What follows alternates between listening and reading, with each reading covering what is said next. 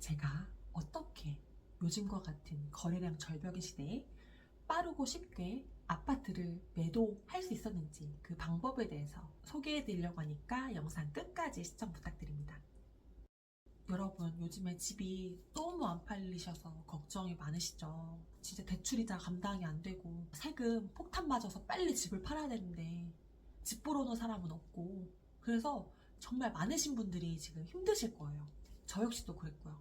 다음 달까지 무조건 집을 팔아야 되는 상황이었어요. 그런데 지금 거래량이 너무 없다 보니까 아무도 집을 보러 안 오니까 내 집이 안 팔릴 것 같은 거예요. 근데 저는 다음 달까지 제 집을 팔지 못하면 양도세 폭탄을 맞는 상황이었습니다. 그래서 진짜 엄청 고민을 했어요. 아, 일반적인 매도 말고 다른 방법은 없을까? 그렇게 공부를 하던 와중에 제가 너무 좋은 방법을 발견을 한 거예요. 그것은 바로 내 아파트와 제3자와의 아파트 간의 물물교환, 맞교환을 하게 되면 제 아파트를 매도하게 돼서 양도세, 비과세로 세금을 다운을 낼 수 있다는 거야. 오, 이거 괜찮은데? 나와 맞맞는 사람만 잘 찾으면 되겠네 해가지고 교환매매에 완전 올인하기 시작했습니다. 아무래도 교환매매는 빨리 집을 팔고 싶어 하시는 분이 하시죠. 특히나 세금 문제로 뭔가 처분기한이 정해져 있어서 빨리 팔아야 할 때 그 사람들끼리 뭉쳐가지고 교환매매를 하는 거예요. 첫 번째, 나와 맞맞는 사람을 찾기. 두 번째, 서로의 집 가치 조율을 잘하기. 이것만 잘하면 교환매매는 쉽게 할 수 있어요. 그런데 이 두 가지가 어렵죠. 특히 가격 조율이 잘 안 돼가지고 99%는 추진을 하다가 어그러져요. 여러 가지 방법이 있습니다. 정해진 건 없어요. 뭐 KB 시세로 할 수도 있고요. 호가 기준으로 할 수도 있고요. 근데 많은 사람들은 공시지가를 기준으로 하고 있습니다. 내 집 동호수를 치면 나오는 공시지가, 그리고 상대방 집 동호수를 치면 나오는 공시지가, 그게 기본 베이스예요. 거기서 플러스 마이너스 알파예요. 그게 무엇이냐? 각 집 간의 컨디션, 수리 유무에 따라서 플러스 마이너스가 됩니다.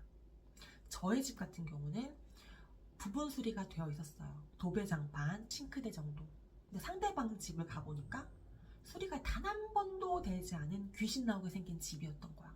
저희 집이 공시지가가 5억이었다면 상대방 집의 공시지가는 5억 4,500이었고요. 우리 집 컨디션이 조금 더 좋아서 1,000만 원을 더 쳐줬어요. 그러면 차액인 3,500만 원 넣지만 제가 상대방에게 현금으로 지불을 하고 집을 맞교환하는 거예요. 근데 내가 줘야 되는 입장인데 이 둘 간의 관계에서 현재 내가 갑인 거야. 그 사람은 을이고. 왜? 나는 처분 기한이 한 6개월 남아있어. 상대방은 당장 1개월 뒤까지야. 얘가 되게 급하잖아요. 그럼 그거를 조금 활용을 하는 거예요. 그래서 내고를 좀 더 하는 거죠. 그 사람이 저한테 3,500만 원 제시했잖아요. 그러면 저는 바로 오케이 하지 않았습니다. 아무리 제가 마음에 들어도.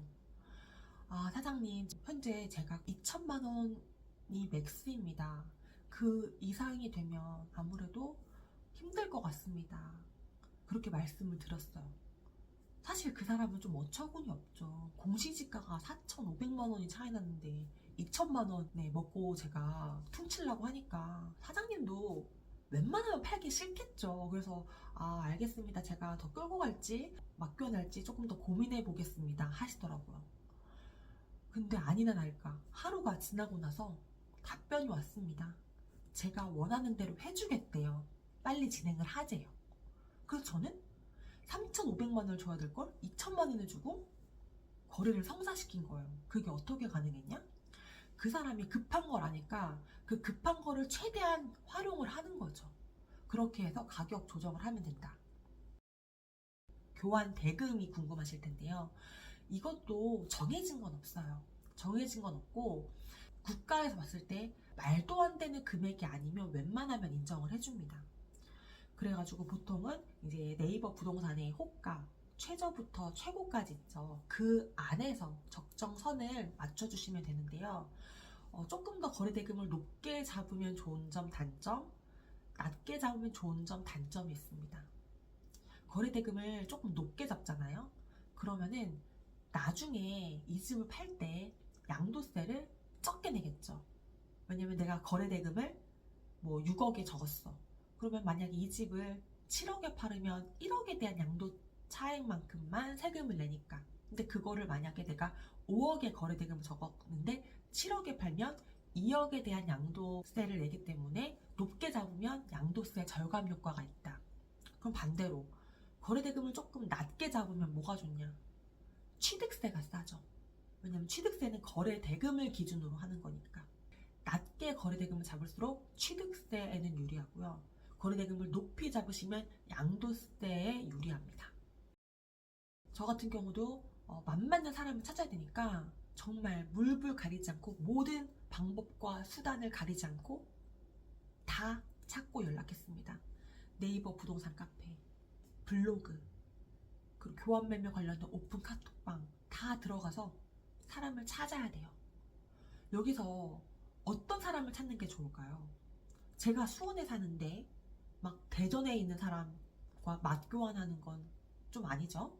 내가 수원에 살고 있으면 내가 살고 있는 지역 근처에 있는 아파트, 그리고 웬만하면은 동일 평수의 아파트, 내 아파트 가치와 거의 비슷할 것 같은 아파트를 찾아야 차익분, 현금 지급 없이 부동산끼리 맞교환이 쉽게 되기 때문에 그런 사람을 찾는 게 좋아요. 크게 다르지 않아요, 일반 매매랑. 교환 매매다 해가지고 좀 전문적으로 하시는 법무사 분들은 좀 비싸게 뭐 100만원, 200만원까지 또 부르시더라고요. 그렇게 내실 필요 없습니다. 일반 등기랑 법무사가 처리하는 게 크게 다를 것도 없고요. 저 같은 경우는 법무사가 교환 계약서 작성도 하고 모든 서류를 전달드리면서 등기까지 치는데 법무사 기본 수수료 30만원에 끝냈어요. 그러니까 절대 비싼 돈 주고 법무사 수수료 내면서 등기 치실 필요 없습니다. 나와 마음 맞는 사람 잘 찾기 위해서 발품 최대한 많이 파시고요. 그리고 가격 조율하는 데 있어서 서로 내 집이 좋다, 네 집이 별로다 하시지 마시고요. 서로 급하잖아요. 거래가 성사되는 게 중요하잖아. 그러니까 조금은 양보하세요. 그리고 가격 조율할 때 있어서 만약에 내가 조금 더 그 사람보다 갑의 입장이 있으면 좀 더 내고 하는데 우위에 있으니까 그런 점을 활용하셔서 이득을 취하시는 것도 좋은 방법이십니다. 이렇게 하시면 일반적인 매매가 아니더라도 내 집을 판 셈이 되고요. 그래서 양도세, 비과세 원하시는 목표 달성하실 수 있으세요.